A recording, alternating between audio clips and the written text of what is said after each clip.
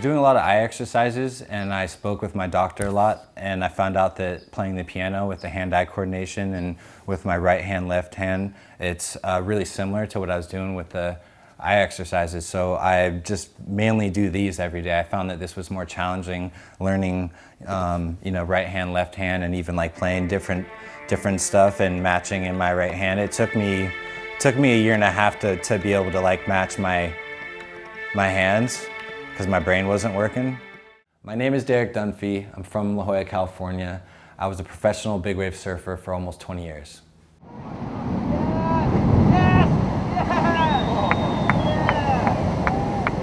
I spent so many years surfing big waves that the concussions, I had so many that they kept piling up, and the symptoms and the nausea, the dizziness, everything kept getting worse and worse. So I really had to make the decision to stop big wave surfing because of the concussions. It took me a long time to even get help for a lot of my concussions because it's really confusing, don't know what's wrong with you, and it's hard to explain to people.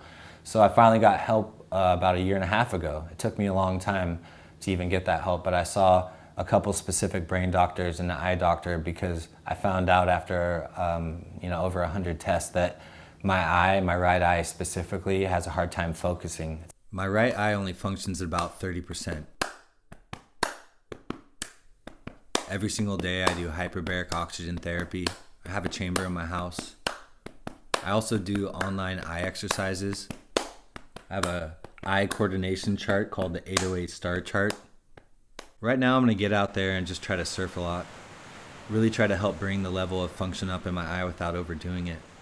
I've been taking photos my whole life and bringing a camera with me. I've been traveling and every time I went on a surf trip when I was a kid throughout high school, I'd bring a disposable camera with me. So I always documented my trips to share with my family when I came home, but it wasn't until I started having more and more concussions that on my off time when I was kind of worked and I didn't want to tell people, I'd bring a camera with me out in the lineup and take photos instead of surfing. And instead of telling the people out there that I was concussed and worked and that my brain wasn't feeling right, I would just document and let them know, because I've been working on a lot of different big wave photo projects and released different magazines throughout that time period. I released 5 different photo zines under the name Dekka. It's just one of my nicknames, D-E-K-K-A. And the photo zines I released were focused on big wave photography, the culture, the people, the parking lots, just really everything around surfing big waves that I'd done for a majority of my life. But I just put those into about 60 to 80 pages, and I did 5 of those. This is my book, Waking Up in the Sea. Photos, stories, almost 20 years of big wave surfing and photos in here. I'm really proud of it. It was probably like the hardest thing I've ever done in my life, but one of my biggest life accomplishments.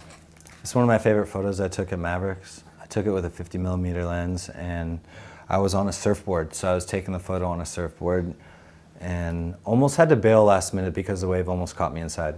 I was really insecure and nervous to share about what I was going through because of the concussions. It's really confusing. When I finally shared it on social media, I got a really amazing response. It was incredible. I had a lot of people reach out to me and tell me that they're going through the same things, certain ways that are helping them, certain things that they're doing that helps their brain or whatever they're going through. My network of people just expanded in terms of my brain, concussions, mental health, and it was really helpful for me. So when I finally did share it, I felt really good about it.